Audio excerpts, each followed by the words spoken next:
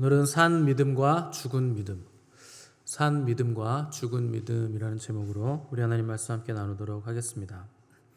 오늘 우리는 야고보서에서 아마 가장 유명한 구절일 것이고 또 성경 전체적으로도 뜨거운 감자가 되는 부분에 이제 도착을 했는데, 행함이냐 믿음이냐의 문제를 다루고 있는 부분에 이제 우리가 당도를 했습니다. 이 문제는 초대교회 때도 문제였지만 종교개혁 시대에도 문제였고 또 이 시대에도 여전히 때마다 논란을 일으키는 문제이기도 하고, 또 청년 때 수련회를 가면 수련회 가서 항상 토론하는 단골 메뉴, 행함이냐 믿음이냐 하는 그런 문제이기도 합니다. 여러분들도 이제 생각해 보시면 이게 왜 핫 이슈인가 이게 생각이 드실 건데, 신앙생활을 시작할 때는 당연히 믿음으로 시작을 하는 겁니다. 어떤 우리가 무슨 행함을 잘해서 하나님 보시기에 아름다워서 우리가 구원받는 게 아니고, 하나님께서 부르셔서 일방적으로 그 복음에 우리가 부딪혀서 구원을 받는 것이기 때문에 당연히 처음에는 믿음으로 우리가 시작을 하게 됩니다. 그렇게 시간이 지나면서 내가 믿기는 믿는데 삶에 열매가 없다, 변화가 없다 하는 것을 어느 순간 인지를 하게 되면서 뭔가 잘못된 것 아닌가 이런 생각을 하게 되죠. 구원 받았으면 당연히 미웠던 사람도 안 미워져야 되고 또 시기 질투도 사라져야 되는데, 여전히 내 안에 다툼이 있고 미움이 있고 삶의 변화가 없다 이렇게 느끼게 되는 겁니다. 여전히 남이 잘 되면 배가 아프고, 누가 뭘 받았다고 하면 부럽고, 부러워하다 보니 시기가 올라오고 이렇게 되는 것이죠. 그러니까 안 된다는 것 알면서도 내 맘대로 안 되고 통제가 안 되니까 도대체 믿음이란 뭔가 이런 생각이 들게 되고, 그런 생각이 계속 가다 보면 그때 내가 만난 하나님은 정말 하나님이었을까 이런 생각도 들게 되는 겁니다. 여기서부터 이제 사람들의 의견이 갈라지게 되는 이제 부분인데, 어떤 사람들은 여기서 그래도 여전히 믿음만이 중요하다 이렇게 주장하시는 분들이 있습니다. 이 주장이 사실 꽤나 매력이 있는 주장이죠. 오직 믿음이다. 이건 종교 개혁의 아주 큰 모토 중에 하나이기도 한데, 믿음 중요한 거 맞습니다. 그런데 문제는 믿음만이 중요하다고 하는 게 여기서 오류가 생기게 되는 건데, 믿음이 중요하고 행함은 중요한 게 아니다 이렇게 가버리면 아무렇게나 살아도 구원받을 수 있다까지 나가게 되는 겁니다. 이게 구원파죠. 믿음은 믿음이 있으면 구원은 따놓은 당상이니까 아무렇게나 살아도 된다. 그래서 구원파 초대교회도 이런 영지주의 구원파가 있었는데 뭐라고 주장했느냐, 믿음만 있으면 빚진 것도 안 갚아도 된다 이런 식으로 나간 겁니다. 왜냐하면 예수님을 믿는다는 것은 과거의 죄와 현재의 죄와 미래에 우리가 짓게 될 죄까지도 예수님의 보혈이 다 속해 주시는 것이기 때문에, 우리는 이미 다 죄사함을 받았기 때문에 천국 가는 티켓은 우리가 따놓은 당상이기 때문에 무슨 짓을 해도 반드시 구원은 받는다, 걱정할 것이 없다, 천국은 반드시 간다 이렇게 나아가기 때문에 이런 주장까지 하게 되는 겁니다. 이게 이단입니다. 이게 구원파고, 근데 놀랍게도 우리나라 장로교들이 계속 이쪽으로 나가서 무조건 한 번 믿으면 구원받는다, 한 번 구원은 영원한 구원이다, 계속 이런 가르침을 퍼뜨려서 성도들로 하여금 거룩한 삶을 살 수 없게끔 큰 부작용을 지금 가지고 온 것입니다. 자, 둘째는 행함을 강조하는데 또 너무 이쪽으로 나가서 행함만을 믿음의 척도로 강조하는 사람들이 또 있습니다. 믿는 것만으로는 안 된다, 반드시 행함의 열매가 있어야 된다. 옳은 말이죠. 어떻게 보면 옳은 말이지만 문제는 행함만을 전적으로 강조하면 이제 어디로 나가느냐, 똑바로 살아야 된다, 정직해야 된다, 도덕적이어야 된다, 이제 이런 식으로 나가면서 어느 순간에 이제 공로주의로 빠지게 됩니다. 치우치는 거죠. 열심히 산 것 잘하는 것이고 또 정직하게 잘 사는 것 다 좋은 것인데 그게 자기의라고 이제 착각을 하게 되면서 공로주의 함정에 빠집니다. 그래서 사도 바울은 이것에 대해서 너희가 이같이 어리석으냐 성령으로 시작했다가 육체로 마치겠느냐 이렇게 질타를 한 것입니다. 자, 또 다른 주장은 행위를 통해서 믿음의 척도로 삼으려는 주장입니다. 이거 약간 다른 건데 이거 이제 대표적인 게 율법주의죠. 그 율법을 잘 지키면 믿음의 척도가 되는 겁니다. 행위를 사다리 삼아서 하나님 앞에 이제 의로움을 가지고 나아가려고 하는 사람들입니다. 이런 주장의 특징은 어떤 믿음의 행위를 계량화한다는 데 있습니다.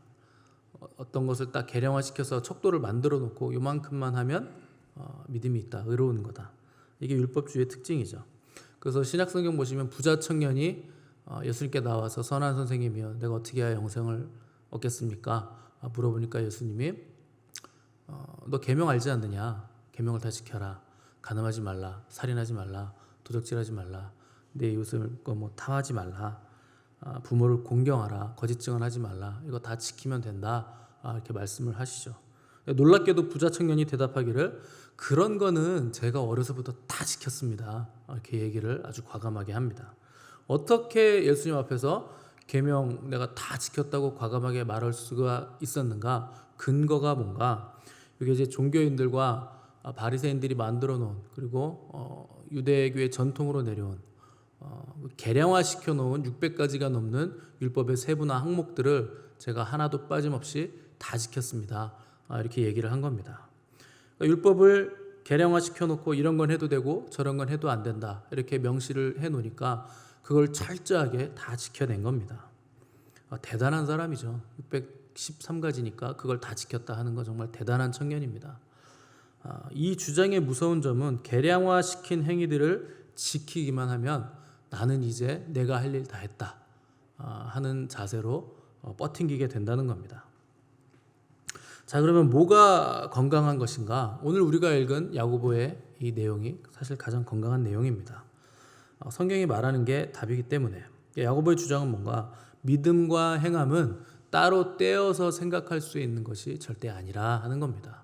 뭐 이미 여러분들 다 알고 계실 텐데 동전의 양면처럼 믿음과 행함은 항상 붙어 있는 거다. 이것이 오늘 야고보의 내용입니다. 그러니까 하나님이 우리의 믿음을 보실 때 당연히 중심을 보시죠. 하나님은 중심을 보실 수 있는 분이시니까. 그런데 착하고 충성된 종아라고 우리를 평가하실 땐 중심과 또한 행함까지도 같이 보시는 겁니다. 그러니까 양과 질을 같이 보시는 겁니다. 믿음에도 양이 있고 질이 있는데 양은 우리의 중심이 아니고 바깥으로 드러나는 것이고 질은 우리 내면에 있는 중심, 그 두 개를 같이 보신다 하는 겁니다.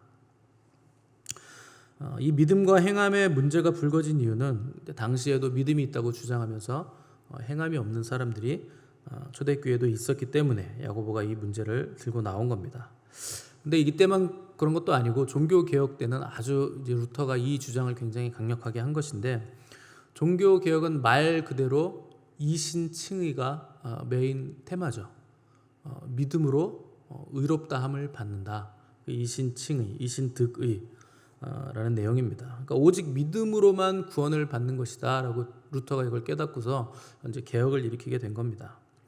그러니까 당연히 그때는 그렇게 될 수밖에 없었던 것이 로마 카톨릭에서 자꾸만 사제들이 시키는 어떤 죄를 탕감받기 위한 행위들을 강조하다 보니까 뭐 이렇게 고해성사라는 게 있잖아요. 그래서 사제 앞에서 나와가지고 이런 죄를 지었습니다. 그러면 그 죄를 씻을 수 있는 그 권세가 사제한테 있는 겁니다.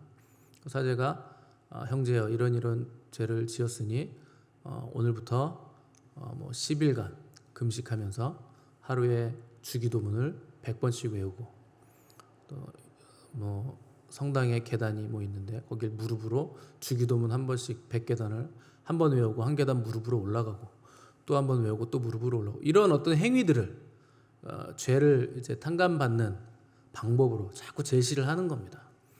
아무리 봐도 이게 아닌 것 같은데 당시에는 또 성경이 사제들만 읽을 수 있었거든요. 라틴어 성경이기 때문에 일반 평민들이 라틴어를 알 방법도 없고 또 성경을 구할 수 있는 방법도 없으니까 도대체 기독교의 내용이 성경에서 말하는 기독교의 내용이 뭔가라는 걸 제대로 알 방법이 없으니까 사제들이 시키는 대로 할 수밖에 없었던 겁니다. 근데 루터는 사제이기 때문에 성경도 읽을 수 있고 라틴어도 다 해석이 가능하니까 자기가 읽은 성경을 보니 이건 아니다라는 것을 깨닫게 됐고, 어느 날 로마서와 갈라디아서에서 말하는 믿음으로 의롭게 되는 이신칭의를 깨닫게 되고 종교 개혁을 일으키게 된 겁니다. 자, 배경이 이런 상황에서, 이런 시대 상황에서 이신칭의, 이신득의를 주장하다 보니 야고보서에 도착해서 야고보서를 읽어보니까 믿음으로 구원을 받는 게 아니고 행함이 갑자기 나오게 되니까 루터는 당황을 하게 된 것이죠. 그래서 바울은 믿음을 강조했고 야고보는 믿음이 있다면 행함이 있어야 된다라고 들고 나오니까 루터는 이 야고보서를 당시에 지푸라기 복음이다 할 정도로 야고보서를 이제 폄하를 하게 됩니다. 자, 근데 이건 야고보서를 굉장히 잘못 읽었고 오해했기 때문에 이런 평가를 내리게 된 것인데, 믿음을 주장하는 바울이나 행함을 주장하는 강조하는 야고보나 서로 반대되는 얘기를 하는 것이 아니고 결코 상충되는 얘기를 한 게 아닙니다. 바울이 행위로는 구원받지 못한다라고 한 것은 유대교에서 말하는 율법주의를 비난한 겁니다. 율법을 지킴으로 구원받는 게 아니라 은혜로 구원받는 거다. 그러니까 바울은 구원을 받을 때 행위로 구원받으려는 행위 구원론을 비판한 겁니다. 야고보가 말하는 것은 구원받은 다음의 삶에서 행함이 나타나지 않는 것은 심각한 문제가 있다라고 얘기를 한 겁니다. 바울은 구원받기 전을 얘기한 거고 야고보는 구원받은 후의 삶을 얘기한 것이니까 서로 반대되는 얘기를 한 게 아니라 상호 보완적인 얘기를 하고 동전의 앞 뒷면 같은 얘기를 한 겁니다. 자, 그래서 야고보는 구체적인 예를 들었는데 15절 16절에서 너 헐벗고 굶주린 자가 형제가 있는데 그 사람들에게 야, 너 왜 헐벗고 굶주렸느냐, 밥 먹어라, 춥다, 옷 입어라, 너 그렇게 말만 하면 그게 그 사람에게 무슨 도움이 되냐, 네가 그렇게 말하는 그 말이 의롭다고 할 수 있겠느냐, 네가 그 사람을 직접 라면이라도 끓여주든가 돈을 줘서 밥을 먹게 해주든가 식사 대접을 하든가 네 겉옷을 벗어서 따뜻하게 덮어주든가 그런 행함이 있어야 네가 말하는 그 말이 정당성이 있지 않느냐, 의롭게 되지 않겠느냐, 이 얘기를 하고 있는 겁니다. 실제적인 행위가 있어야, 행함이 있어야 그 믿음은 의롭다는 증거를 얻게 되는 것이다 얘기를 하는 겁니다.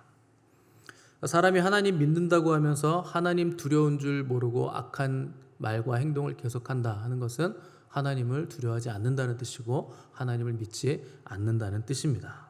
그러면 그 믿음이 능히 자기를 구원하겠느냐, 구원하지 못한다 하는 것이 오늘 야고보의 주장입니다.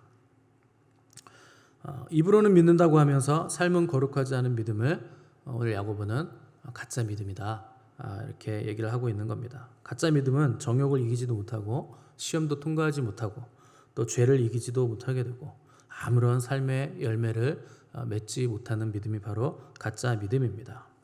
17절 보시면 야고보는 이런 믿음에 대해서 이런 믿음은 그 자체가 죽은 것이라 이렇게 결론을 내렸습니다. 죽었다 하는 것은 시체라는 뜻이죠. 시체는 사람이죠. 시체도 사람은 사람이지만 죽었기 때문에 생명이 없는 사람인 것처럼 가짜 믿음, 죽은 믿음은 생명이 없는 믿음입니다. 죽음의 가장 특징이 뭘까요? 썩고 냄새가 나는 것이죠. 죽은 믿음은 썩은 내가 진동하게 되어 있습니다. 또 말로만 믿는 믿음, 행함이 없는 믿음은 악취를 바라는 믿음이다. 이것이 오늘 야고보의 주장입니다. 동전의 양면과 같이 믿음은 반드시 뒤집어 보면 행함이 있다. 어떤 사람이 거룩한 행동을 한다. 그 사람 반대면을 뒤집어 보면 그 안에 믿음이 있다. 그래서 그런 행동이 나오는 것이다. 반대로 썩은 악취가 나는 행동을 한다. 그런 사람을 뒤집어 보면 하나님을 알지도 못하고 두려워하지도 않고 그는 믿는 자가 아니다. 이 얘기를 하고 있는 겁니다. 여러분 동전을 받았는데 누가 거스름돈을, 여러분들이 편의점에서 음료수를 사고 거스름돈 받았는데 500원짜리 동전을 줬어요. 앞에는 학이 딱 있는데 뒤집어 보니까 아무것도 없습니다. 여러분 그럼 그 동전을 받겠습니까? 화폐로서의 가치가 없죠. 지폐를 받았는데 앞에는 돈 그림이 있는데 뒤에는 하예요. 백지예요. 그걸 뭐라고 부를까요? 위조지폐죠. 그래서 믿음이 있다고 하면서 행함이 없는 것은 그 사람의 믿음은 위조지폐, 위조 믿음입니다. 그럴듯해 보이지만 뒤집어 보면 가짜, 화폐로서의 가치가 전혀 없는, 통용할 수 없는 그런 돈인 거죠. 하나님은 은혜로 우리를 부르셨습니다. 그러나 은혜로 부르심 받은 자가 전 인격적인 믿음으로 하나님 앞에서 반응하지 않는다면 그 사람에게는 구원도 없고 영생도 없다. 능히 그 믿음이 자기를 구원할 수 없다 하는 겁니다. 그래서 교회는 믿음과 행함이 함께 일할 때만 진정한 구원에 이르게 된다 하는 것을 항상 가르쳐야 됩니다. 목사는 항상 이걸 하고 있는 겁니다. 믿음에 대해서 가르치고 또 그 믿음이 있다면 어떻게 행해야 되는 것에서 가르치는 것이 목사가 하는 일이고 교회가 이 일을 해야 되는 겁니다. 근데 교회가 자꾸 구원의 문턱을 자꾸 낮춥니다. 그래서 세상 사람들이 쉽게 교회 문턱 너무 높으니까 쉽게 들어올 수 있도록 자꾸 낮추는데 진리는 자꾸 그 수준을 낮추면 안 되는 겁니다. 무슨 학교 들어가는 것도 아니고 커트라인을 자꾸 낮추시는데 그렇게 되면 가짜 믿음, 죽은 믿음, 그런 믿음을 가진 위조 믿음을 가진 사람들만 계속 양산하게 될 가능성이 굉장히 높습니다. 행함도 없이 입술로만 믿는다고 떠드는 사람들에게 교회가 자꾸 그럼 당신 여기 앉아 있는 것만으로도 구원 받은 겁니다. 이렇게 얘기를 하는데 큰일 납니다, 여러분. 그러면 앉아 있는 것만으로도 구원 받으면 누구는 구원을 못 받습니까? 그 중심에 하나님 사모에서 나왔으니 당신은 구원받은 자가 확실합니다. 이 얘기를 하시고 싶은 것인데 그러나 그 정도만으로는 안 되는 겁니다. 그래서 제가 전도하시는 그 방법들이 여러 가지가 있죠. 무슨 전도 고구마 전도도 있고 뭐 이상한 전도법 많대요. 진돗개 정도도 한 번 물면 절대 놓지 않는 전도인가요? 진돗개 정도가? 여러 가지가 있습니다. 고구마 전도는 한 사람 이렇게 데려오면 줄줄이 나온다면서요. 그 사람 통해서. 하여튼 모르겠습니다. 하여튼 제가 제일 배척하는 전도 방법은 사형리 전도입니다. 사형리 전도는 사형리 그거 읽어주면서 따라하라 그러잖아요. 따라하면은 당신 구원 받았습니다. 기도하고 끝나는 거예요. 얼마나 쉽습니까? 구원받는 게. 그죠? 그 책자 몇 페이지 안 돼요. 당신의 마음에 왕좌가 있는데 거기 당신이 앉아 있었습니다. 이제 예수 그리스도께 왕좌를 내어드리겠습니까? 네. 그럼 따라서 기도해 보세요. 따라하면 끝입니다. 그럼 구원 받는 겁니다. 여러분 이게 얼마나 무책임한 일인지 생각을 해보세요. 그냥 내가 한 거 따라하라 그러고 그 다음부터 행위의 열매 없이 당신 구원 받았습니다 하고 교회 다니게 하면 행함 없는 그냥 입만 구원 받았다고 고백한 사람들을 계속 양산하는 겁니다. 문제는 그 사람은 정말 자기가 구원 받았다고 착각하는 경우가 아주 심각한 문제가 되겠죠. 정말 구원 받았다고 목사도 그렇게 얘기하고 나를 전도한 사람도 그렇게 얘기하고 다른 사람들도 다 그렇게 믿고 살아가니 나도 구원 받았나 보다 하고 쉴 새 없이 주일마다 교회는 왔다 갔다 했는데 삶의 마지막에 이 산이 아닌가 봐요 하면 언제 또 다른 산으로 올라갑니까? 평생 다 살았는데 시간은 다 갔는데 그 책임이 누구에게 있겠습니까? 구원은 예수님이 나의 구세주이실 뿐만 아니라 내 삶의 왕이시고 나의 주인 되심을 인정하고 인정하는 것뿐만 아니라 실제로 주님의 통치를 받는 삶을 사는 자가 받는 겁니다. 그것이 구원의 가장 강력한 증거입니다. 거짓 구원, 물탄 복음, 또 근거 없는 구원의 확신을 교회가 남발해서 거짓 안정감 심어주는 행위 이런 것들을 한 목회자와 성도들은 반드시 마지막 심판 때 그 대가를 치러야 됩니다. 한 영혼이 천하보다 귀한데 그럼 물탄 복음을 전해서 뭘 어떻게 하자는 겁니까? 교회가 할 일은 맹숭맹숭하게 신앙생활하는 사람들에게 그들의 구원을 의심하게 만들어줄 수 있어야 됩니다. 정말 내가 구원받은 사람인지 하나님 앞에서 그 사람들의 인생 전체 걸고 그들의 전 존재를 걸고 실제적인 믿음의 삶을 살아갈 수 있도록 계속 도전을 주는 곳이 바로 교회이고 그 일을 바로 목회자가 해야 되는 겁니다.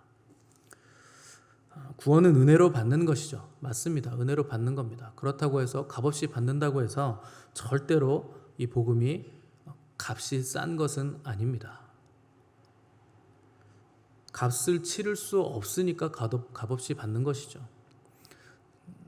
항상 가장 귀중한 거, 정말 귀중한 거는요, 값없이 받게 되어 있습니다.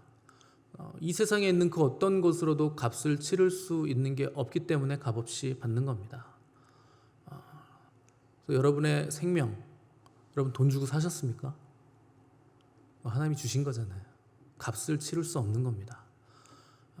햇빛도 값을 치를 수 없으니까 그냥 우리가 누리는 것이고, 공기도 값을 치를 수 없으니까 그냥 우리가 숨을 쉬는 것이고, 정말 귀중한 것들은 하나님께서 우리에게 값없이 주시는 겁니다. 우리는 그 값을 치를 수가 없기 때문에. 근데 그 값을 치를 수 없는 귀중한 것들 중에서 가장 귀중한 것은 복음입니다. 예수 그리스도의 생명으로 우리를 구원해 주신 것, 이것이 가장 귀중한 겁니다. 값을 치를 수 없어서 값없이 받았지만 우리 구주 예수님의 생명, 피 값을 치르고 우리에게 주신 가장 귀중한 것이 바로 복음이죠. 근데 목사와 성도들과 교회가 이 영광스러운 복음을 시장에서 파는 무슨 싸구려 옷처럼, 옷떨이 하는 것처럼 막 이렇게 팔아대고 이러면 안 되는 겁니다. 복음이 얼마나 영광스러운 것인가, 교회라는 게 뭔가, 성도의 영광은 무엇인가, 우리의 삶이 어떻게 가야 되는 것인가, 방향성을 제대로 제시하고 이 귀한 복음을, 이 생명을 그냥 막 사형리 뿌리듯이 당신은 구원 받았습니다. 어떤 분들은 교회에서 김장하면은 김장했으니 천국에서 상이 클 거예요. 이런 식으로도 얘기하시던데, 그럴 수 있겠죠. 그것도 하나님이 받으시겠죠. 그런데 김장만 해서는 안 됩니다.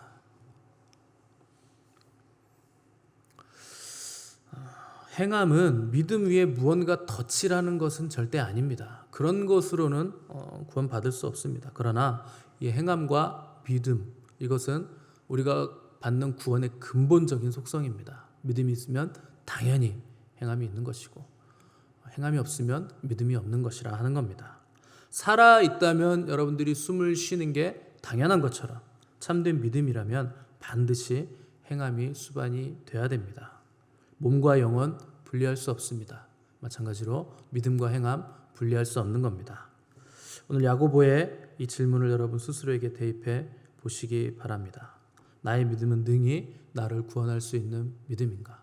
나의 삶의 말과 행동들은 하나님의 구원을 받은 자다운 삶을 살고 있는가? 아니면 구원받지 못한 자로서의 열매들만, 냄새나는 시체 같은 썩은 악취만 계속 나 삶에서 냄새가 나고 있는가?